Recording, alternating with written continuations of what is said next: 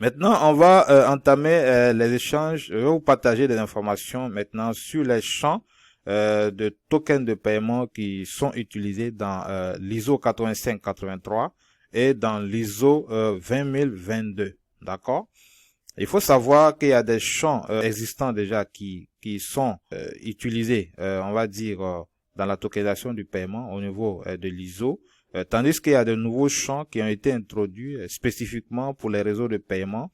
Et ensuite, ces champs-là ont été adoptés, d'accord, par les spécifications ISO. Comme quelques champs, nous pouvons voir. Donc, nous avons le payment token. Le payment token dans l'ISO 8583, champ c'est 2. Et dans l'ISO 20022, c'est le PAN, d'accord, qui est utilisé comme ça. Ou bien, en fait, dans un environnement token, si c'est le PTMTKN, d'accord. Nous avons le token expiry date, d'accord, qui est ISO 8583, le champ 14, qui est utilisé. Tandis que au niveau de ISO 20022, c'est comme ça, le card tag expire date, ou bien c'est le token qui est utilisé comme ça, d'accord. Nous avons également le last 4 digits du PAN, d'accord, qui est au niveau de l'ISO 8583, c'est le payment network spécifique. La longueur c'est 4, c'est en numérique, d'accord. Au niveau de l'ISO 20022, c'est comme ça que c'est défini. Le PAN product ID, d'accord, c'est comme ça. Le POS entre mode au niveau de l'ISO 8583, c'est déjà utilisé, c'est la première position du POS data, d'accord, le champ 22, la première position du champ 22. Si c'est l'ISO 8583, la version 87, c'est la position 7 si c'est la version 93, d'accord, et c'est la position 1 si c'est en fait l'ISO 2003, d'accord. Et pour le ISO 20022, c'est comme ça en fait que c'est défini. Le token request ID, bien évidemment. Donc, si vous allez dans la spécification, vous allez voir tous ces champs-là qui ont été en fait définis ou qui existent déjà, qui peuvent être réutilisés, d'accord, au niveau de l'ISO 8583 et l'ISO 20022. Donc ici, si vous voyez par exemple le payment account référence, vous voyez ici, d'accord. Donc ici au niveau de l'ISO 8583, c'est le champ 56, d'accord. Pour la version 87, c'est le champ 112 pour la version 83, c'est le champ 51 pour la version 2003. Au niveau de l'ISO 20022, vous allez voir comment est-ce que c'est défini ici, card/tag TACCT, bref, donc c'est comme ça un peu que c'est défini, alphanumérique sur 29 positions, d'accord. Donc là maintenant, nous allons partager les tags EMV qui sont requis, d'accord, et les détails de l'autorisation, d'une autorisation avec paiement token. Il faut savoir que EMV a défini des tags pour les applications basées sur EMV, d'accord, liées bien évidemment à la tokenisation des paiements. Ces tags, nous avons l'EMV tag 9F24 qui est le PAR, le Payment Account référence, d'accord, qui est généré par le BIN controller nécessaire, d'accord, pour le TR, le Payment Gateway, l'acquéreur, bien l'émetteur. Nous avons aussi le MV-tag, le 9F25, les 4 derniers digits du PAN, qui sont générés par le BIN controller ou l'émetteur, d'accord, nécessaires pour le TR, le Payment Gateway, l'acquéreur, le marchand également. Nous avons aussi le 9F19 qui est le Token Requestor ID qui est généré par le TR, d'accord, et qui est utilisé par le TSP, nécessaire également pour la passerelle de paiement, l'acquéreur, l'émetteur et surtout le marchand qui l'utilise. Donc, pour vous résumer un peu ces différents tags-là, donc le PAR, c'est le généré par le BIN controller, peut être utilisé par l'acquéreur, l'émetteur, le réseau, d'accord.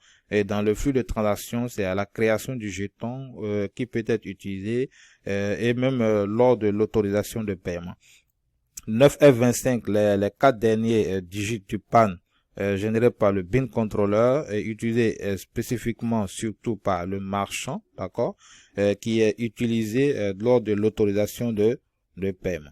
9F19, le token requestor ID qui est généré qui peut être généré soit par le marchand ou le portefeuille mobile, d'accord, utilisé spécifiquement par l'émetteur ou le TSP, et qui est utilisé dans le flux transactionnel au niveau de la création de jetons, d'accord, ou lors de l'autorisation de paiement.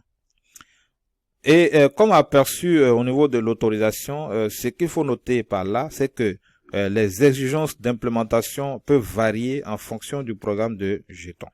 Le traitement des jetons suit la présentation des jetons et est divisé en des fonctions que nous allons vous présenter dans la figure. Donc, avant de présenter la figure, vous allez savoir que différentes parties en fait de cette figure là qui montre un peu l'autorisation. D'abord le token payment request. Ça commence par là. C'est une fonction qui comprend la demande d'autorisation qui provient du point d'interaction entre le marchand, d'accord, qui peut être un terminal, un site web, une application, d'accord, et la réponse qui fournit les résultats à la décision d'autorisation, d'accord. Donc c'est la demande d'autorisation qui est enclenchée au niveau en fait de l'interaction avec le marchand, d'accord. Ensuite, nous avons le token authorization. Donc cette fonction comprend la demande et la réponse correspondante entre le réseau de paiement et l'acquéreur, d'accord. Donc c'est la demande d'autorisation classique qui est envoyée par l'acquéreur, d'accord, à l'émetteur, en passant bien évidemment par le réseau, d'accord, mais ne comprend pas la phase de détokenisation et l'application des contrôles de restriction du domaine de token, d'accord. Et ensuite, nous avons la phase d'application des contrôles de restriction du domaine de token. Donc, c'est la troisième phase. Donc, cette fonction est facultative, d'accord, et consiste à faire quoi? À valider le paiement de token par rapport au contrôle de restriction du domaine du token. Donc, le traitement peut être effectué indépendamment de la fonction de détokenisation. Quand on est détokenisation, c'est retrouver à partir du token le PAN et la date d'expiration du PAN sous-jacent. Au niveau de la quatrième phase, c'est la détokenisation proprement dite. Donc cette fonction comprend le traitement de la demande et la réponse correspondante, qui consiste à faire quoi? À convertir le paiement de token et sa date d'expiration en PAN sous-jacent et en date d'expiration de PAN, d'accord. Donc la détokenisation peut ou non inclure l'application des contrôles de domaine, l'application du contexte, d'accord. La cinquième phase, c'est le PAN authorization, l'autorisation du PAN, d'accord. Donc c'est la fonction classique qui comprend la demande et la réponse correspondante. Donc ça contient les données nécessaires, y compris les données liées au traitement du token pour déterminer la décision d'autorisation de l'émetteur des cartes, d'accord. Et la réponse, on va dire, contient la notification d'approbation ou de refus de l'émetteur de la carte. Donc voici la figure. Donc là, le premier niveau est là, l'interaction entre, on va dire, le porteur des cartes et le marchand. Donc le porteur des cartes, on va dire, émet son intérêt en fait de faire une transaction au niveau du marchand. Le marchand va envoyer la demande, le token payment request, d'accord, et ça va passer par il envoie ça en fait à l'acquéreur, et l'acquéreur se sert en fait du réseau pour router la transaction à l'émetteur, d'accord, avec les tokens authorization request là, d'accord. Et une fois à ce niveau, d'accord, il aura ici, on va dire, détokenisation, d'accord, pour pouvoir retrouver les PAN et les dates d'expiration du PAN qui sont sous-jacents, on va dire, au token, d'accord. Et ici, il peut avoir ou non contrôle de restriction, le contrôle du domaine de restriction ici. Et la demande de PAN authorization request est envoyée avec les données du PAN à l'émetteur. Donc l'émetteur va faire ses vérifications avec les informations du token également, et d'accord, va en fait envoyer sa réponse, d'accord. Le PAN autorise son réponse là, il va envoyer sa réponse ici. Donc une fois qu'il arrive à ce niveau, donc les contrôles de domaine de restriction peuvent se faire parallèlement. Donc une fois qu'il s'arrive ici, donc il aura bien évidemment retokenisation, d'accord, avant d'adresser le token autorisation réponse, d'accord. Et la réponse sera en fait transmise à l'acquéreur, qui l'envoie au marchand, et ensuite le marchand informe le porteur.